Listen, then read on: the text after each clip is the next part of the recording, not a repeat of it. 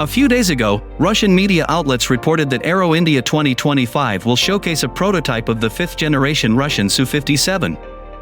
Although it will not be in its full stealth variant, a proper prototype will be demonstrated. Why is this happening?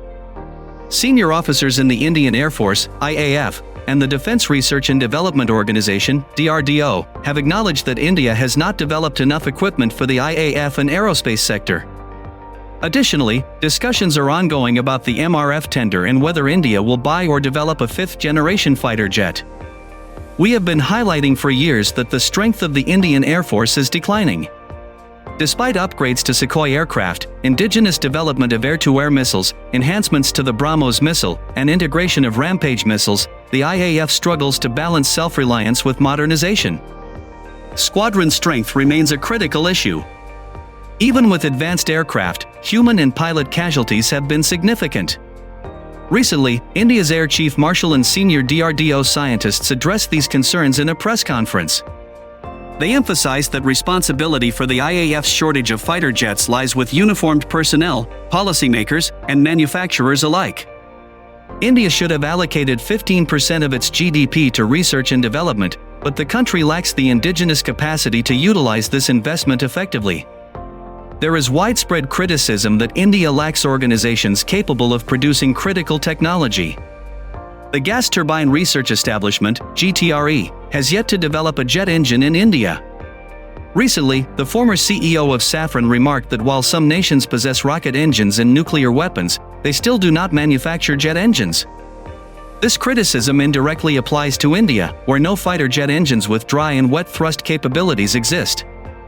This issue does not pertain to commercial airlines or drone engines, which are of a different type. The main reason for excessive spending on fourth-generation engines is inadequate investment in GTRE. DRDO has highlighted key areas for improvement, and I will share some of those insights. For example, the low and high-altitude test facilities are underdeveloped. Only with an investment of 40,000 Indian rupees to 50,000 Indian rupees crores in GTRE can India continue developing the Kaveri engine. Due to inadequate testing infrastructure, India must rely on foreign countries like Russia or France for engine verification. This dependency limits production capacity and hampers R&D progress. To address this, India must immediately invest 40,000 Indian rupees to 50,000 Indian rupees crores and increase the defense research budget from 5% to 15%. Only then can issues in aero engine development and indigenous aircraft production be resolved. Currently, HAL management claims that India's fighter jet production capabilities have improved. However, the delay in receiving General Electric's F404 engines hinders the delivery of Tejas aircraft. Even though GE is at fault, India still lacks a fully functional indigenous engine for the Tejas. Without this, Tejas aircraft cannot be delivered to the Indian Air Force. By 2025, the MiG-21 aircraft will be retired.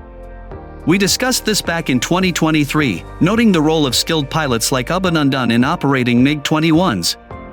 With their retirement, squadron strength has dropped to an all-time low. Despite high indigenous content in aircraft production, numerical strength must be prioritized.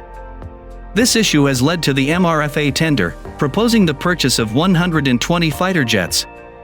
However, even if India orders 120 Dassault Rafale jets tomorrow, it will take about 10 years for delivery due to high global demand. Dassault must first fulfill existing orders before addressing India's request. Although India could receive Rafale M jets within 2 years, acquiring 120 Air Force Rafale jets would take at least 10 to 15 years. Technology transfer and the extent of local manufacturing in India also need discussion. This includes integrating Indian radars and other components into these aircraft. Considering all these factors, it would take 5 to 6 years for the first aircraft to be delivered.